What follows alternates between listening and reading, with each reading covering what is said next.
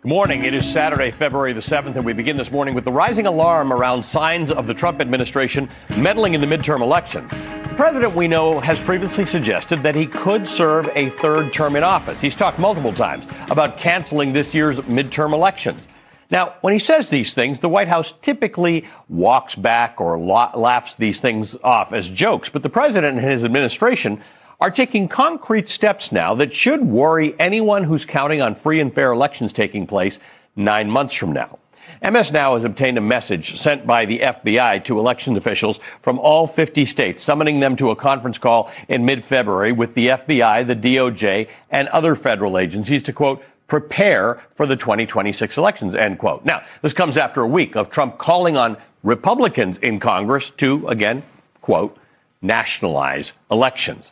Trump first mentioned it on Monday in an interview with his former deputy director of the FBI, remember him, Dan Bongino, who's now out of government and back to hosting his podcast. The Republicans should say, we want to take over. We should take over the voting in at least 15 places. The Republicans ought to nationalize the voting. Okay, that was Monday. The next day, the White House press secretary, Caroline Leavitt, tried to walk the president's comments back, telling reporters he was just talking about voting reform in Congress. He didn't really mean that Republicans should take over elections. But then just a few hours later, Trump himself made clear that he very much did mean what he said, and he went a step further, targeting 3 specific cities where the federal government, his federal government, he says, should take over elections. Now, before I play you what he said, just see if you can guess what the 3 cities have in common, the ones where he wants to take over elections. If a state can't run an election, I think the people behind me should do something about it. Because, if you think about it, a state is an agent for the federal government in elections. I don't know why the federal government doesn't do them anyway. Take a look at Detroit. Take a look at Pennsylvania. Take a look at Philadelphia. You go take a look at Atlanta. Look at some of the places that horrible corruption on elections. And the federal government should not allow that. Detroit, Michigan, Philadelphia, Pennsylvania, Atlanta, Georgia, all cities that traditionally vote overwhelmingly for Democrats, all cities that are located in swing states. That's where Donald Trump says he wants to take over the elections. And if his earlier comments on Dan Bongino's podcast are any indication, it sounds like he's got more than a dozen other cities in mind, and that he's not just talking. The Trump administration seems ready to act.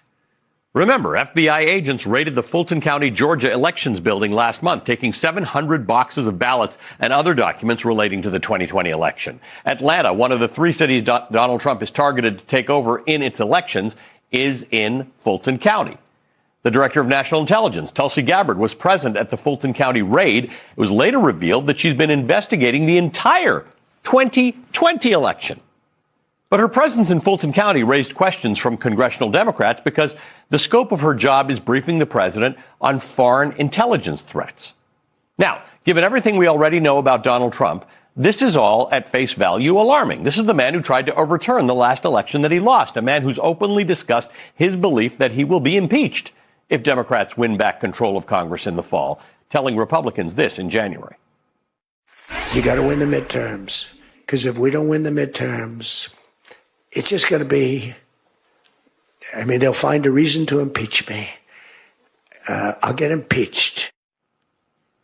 Okay, so at least we've got the fuller story here. A man who's been trying quite openly to gerrymander his way out of a congressional map that's looking worse and worse for Republicans in November, largely because he's leading them into a midterm campaign season, whereupon they are being forced to answer for a platform that includes trade wars and layoffs and foreign entanglements and a brutal, deadly, and deeply unpopular immigration crackdown. But Trump's call to nationalize our elections is more than a transparent call for meddling. It's unconstitutional. Article 1, Section 4 of the Constitution, which is to say very early in the Constitution, states in part, quote, the times, places, and manner of holding elections for senators and representatives shall be prescribed in each state by the legislator thereof. But the Congress may at any time, by law, make or alter some regulations, end quote. Okay, so the couple things we have to talk about here. The time, place, and manner of elections are determined by state legislatures. In the early years of this country, that meant that elections differed greatly from state to state, but that last bit of the clause says that Congress can and has made regulations for elections by law, many of which are actually core parts of our modern election system. In 1842, for instance, Congress mandated single-member congressional districts. In 1845, Congress established that the first Tuesday after the first Monday of November will be Election Day.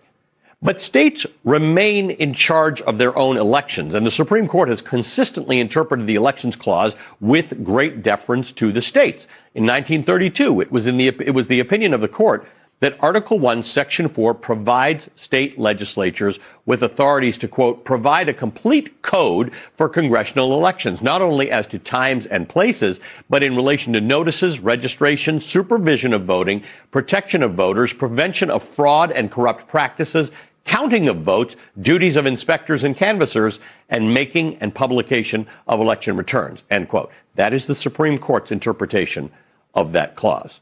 So even the prevention of fraud and corrupt practices falls to the states. But suddenly, Trump and his White House are talking a lot about election security as the midterms are closing in on them. Staring down historical precedent, while uniquely unpopular, is a recipe for electoral disaster, which is why the administration has zeroed in on controlling the vote rather than winning the vote. And if all this fails, he may just reject the results altogether. Will you trust the results of the midterms if Republicans lose control of Congress? I will, if the elections are honest. All right. That's a lot. So we'll hear somebody who deals with this on a daily basis. Joining me now is Maine's Secretary of State, Shenna Bellows. Bellows is also running as a Democratic candidate in the state's race for governor. Secretary of State, thank you for joining us. We appreciate this. Let's just talk about this for a second. This is not new. It is the playbook that Donald Trump has used in the past, sowing doubt about our elections. What's your initial take, this idea of nationalizing elections, which we should know is not a serious thing, except it's Donald Trump saying it, so it's more serious than we might think? It's unconstitutional. It's unlawful. I sent the president a pocket constitution this week. I used to head the ACLU of Maine. We handed them out to school kids, and clearly he needs to read it. But he's also terrified of getting his ass kicked in 2026. And he is going to lose when people like me win. That's what this is really about.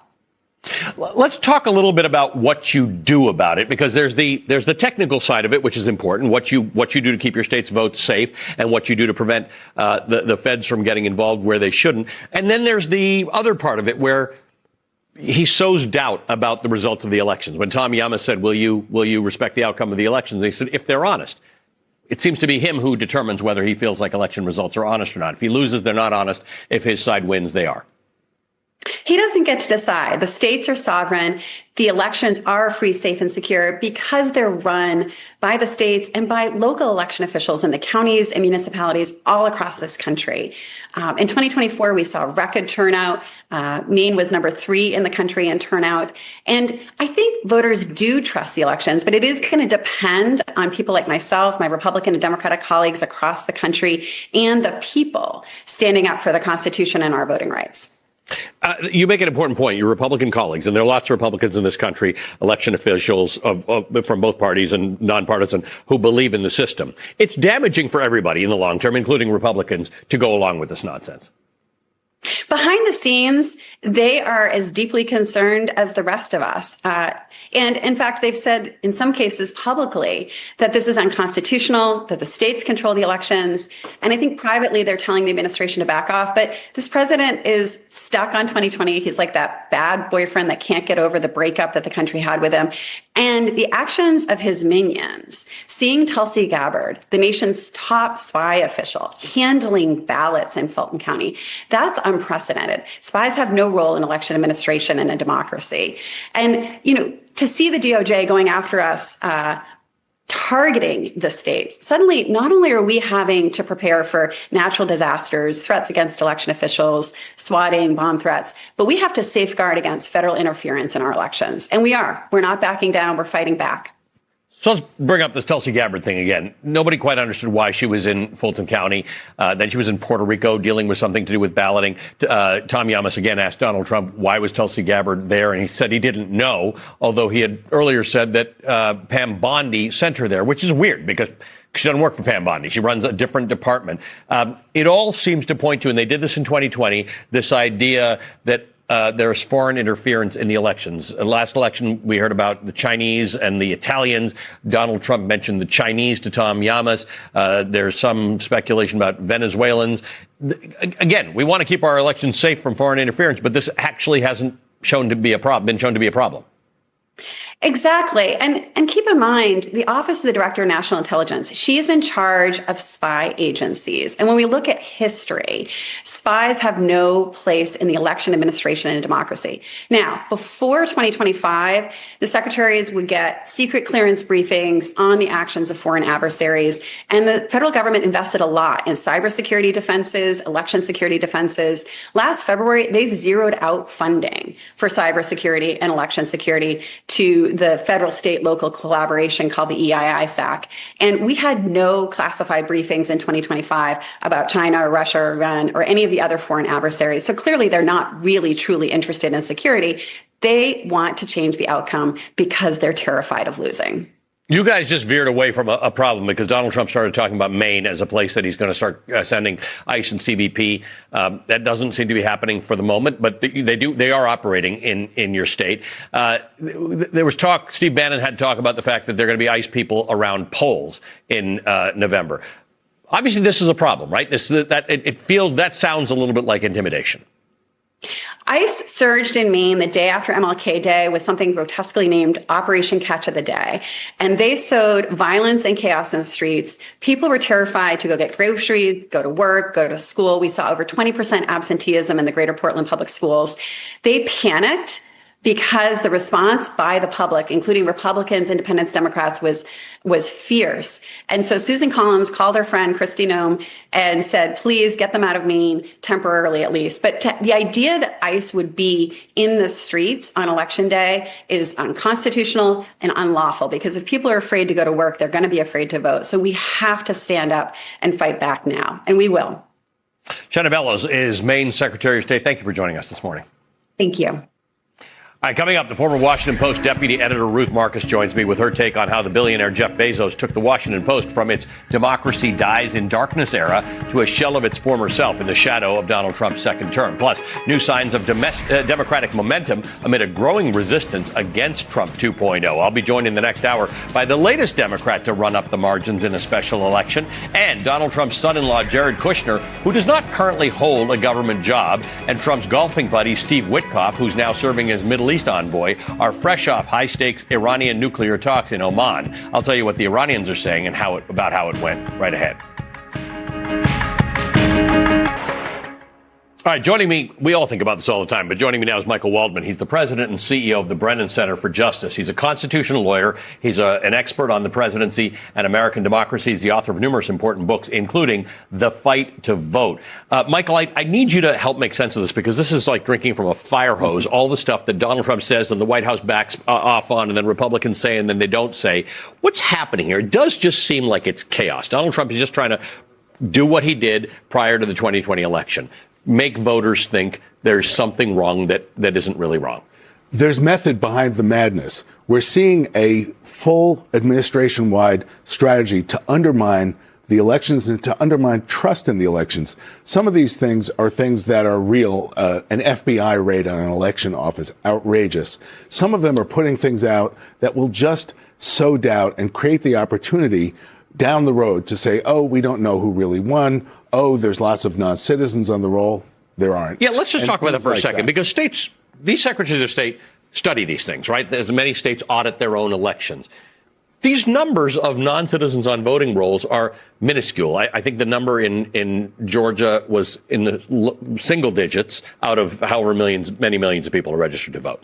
It's an urban myth. Yep. Only citizens should vote, but only citizens basically do vote. Right.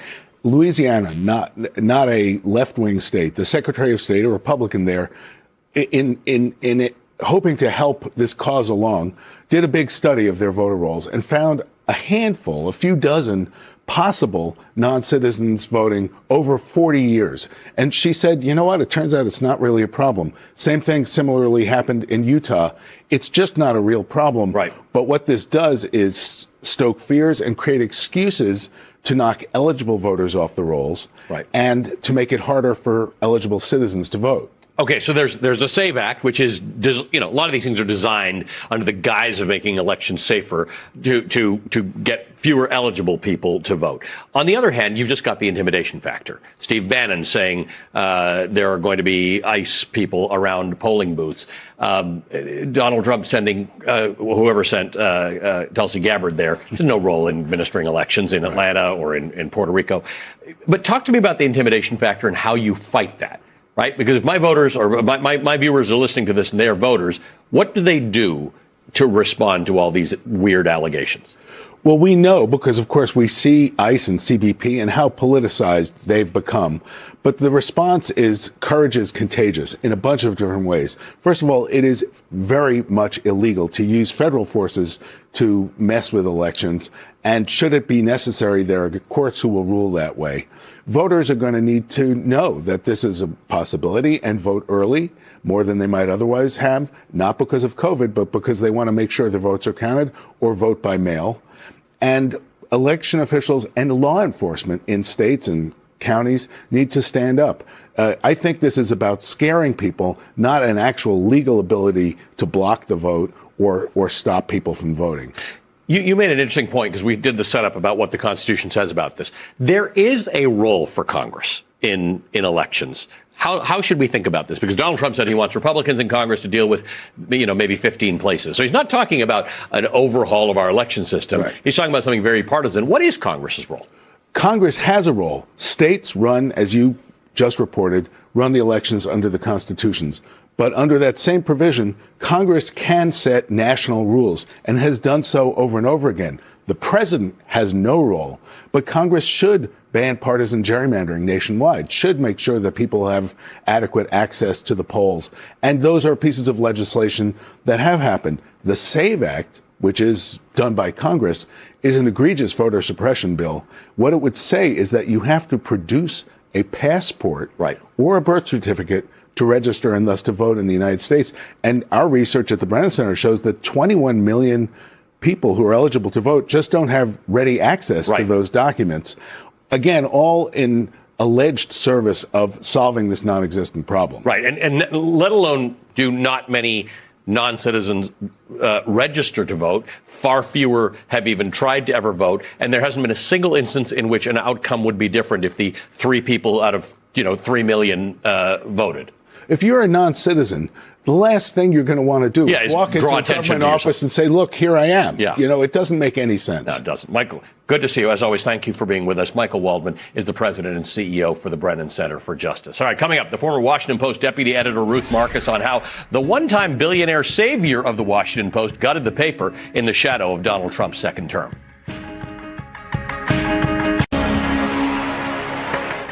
This week, the Washington Post announced a new wave of layoffs, gutting the venerable newspaper's staff by at least a third and eliminating entire sections of its global and metro news coverage. In 2013, the billionaire Jeff Bezos rescued the Post with his $250 million purchase at a time when it was shedding readers, losing millions of dollars, and struggling to adapt to the digital age. In his first town hall meeting with the Post staff, Bezos announced, quote, a new golden era for the Washington Post. Adding, quote, I could provide financial runway, because I don't think you can keep shrinking the business. Crucially, Bezos pledged to invest in the Post, doubling its staff, expanding its global footprint, and he was lauded for never interfering in the editorial work of its newsroom. When Donald Trump first became president in 2017 and lashed out at the Post for its critical work covering Washington, Bezos's Post planted a new masthead that read, quote, democracy dies in darkness. According to the Post's former executive editor, Marty Barron, the company's expansion under Bezos's ownership paid off with 6 straight years of profitability. Reports even suggested the Post had expanded its subscriber base to 2.5 million subscribers. By 2023, however, the Post was losing enormous sums of money and eventually instituted 3 punishing waves of layoffs, including now the current one. The former deputy editor, Ruth Marcus, characterizes the moves this way, quote, the owner who once offered runway was unwilling to tolerate losses of that magnitude. By 2024, when it became clear that President Trump was likely to return to the White House, Bezos reportedly started interfering in earnest in the Post's op-ed pages. Things came to a head when just 11 days before the election, according to the Post's own reporting, Bezos axed the editorial section's endorsement of Kamala Harris for president, proclaiming the paper should never endorse presidential candidates ever again. That move and others did massive damage to the Post's brand, and it fueled an exodus of subscribers and, crucially, longtime writers like Jennifer Rubin, Robert Kagan, Michelle Norris, and Ruth Marcus. Jumping to today and a new round of layoffs, Ruth Marcus notes, with these brutal cuts, Bezos seems content to let the paper limp along, diminished in size and ambition. Unfortunately, this isn't just another media story. A diminished Washington Post, the paper that broke Watergate and countless stories consequential to our politics and our democracy, even today diminishes a font of American journalism that now more than ever needs to hold our leaders to account. Joining me now is Ruth Marcus, contributing editor for The New Yorker. Ruth, good to see you. Thank you for being with us. Hey, Ruth, I want to point out, because there's a myriad media stories about where we're all struggling in this environment. But this is not just that. Sure, the Washington Post is struggling. Bezos comes in, gives it some runway. It seemed like a really good idea for a few years. This is about something else. This is not just the weakening of the Washington Post, but the weakening of the accountability that the Washington Post provides to this administration, and how that affects Jeff Bezos and his other monetary interests. I couldn't agree with you more, and thank you so much for shining a light on this. This is part of a larger media story and the real tragedy for democracy of how because of the internet, which has allowed us to reach millions of more people, it's also destroyed our business model. AI is coming in and further destroying our business model. And so we have a really shrunken and enfeebled set of newspapers and news organizations across the country. The thing that's so tragic about this, I think, is twofold. It's the point that you made so passionately about the role of the Washington Post as a player, a beacon really in this media landscape, but also the unnecessary nature of it. We had a good owner before we didn't. We had an owner who was willing to give us the runway. He talked about himself just in December of 2024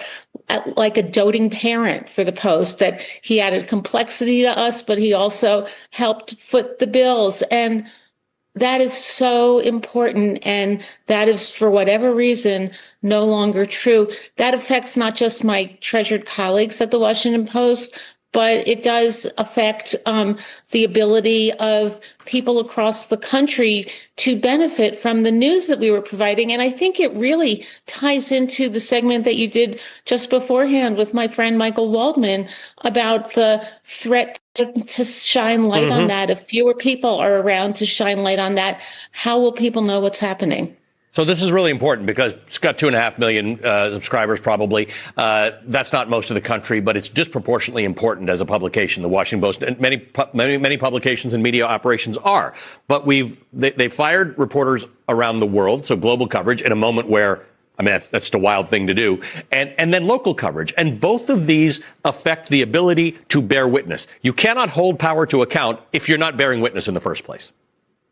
We have 3 local jurisdictions. I started as a Metro reporter at the Washington Post. I was in Prince George's County. We have multiple counties to cover in Maryland and Virginia. We have state houses to cover in Maryland and Virginia. We have the district. It's not just that democracy dies in darkness, as a wise man once said. It's that corruption flourishes in darkness. And if we don't have the Metro staff, that is going to happen. By the way, it's not just the staffs that you mentioned that were eviscerated. Every piece of the paper is affected. We lost all of our photojournalists. We lost our audio folks. It's a diminished paper, and it's just tragic. You said you had a good leader before you didn't, a good owner before you didn't. And you're talking about the same person, Jeff Bezos. And you said for whatever reason, things changed. And they changed very substantially when it appeared that Donald Trump was going to be the president again. What do you think the reason is? What's fundamentally behind this? There are many different possible explanations, and I can't read minds, but I can lay out facts. The good set of facts for Jeff Bezos is that he was stalwart and brave and resolute and unyielding in the face of attacks by Donald Trump during President Trump's first term. Jeff Bezos had millions, billions of dollars at stake in enterprises that may be more important to him than the Washington Post, and he did not back down in the face of Trump's attacks.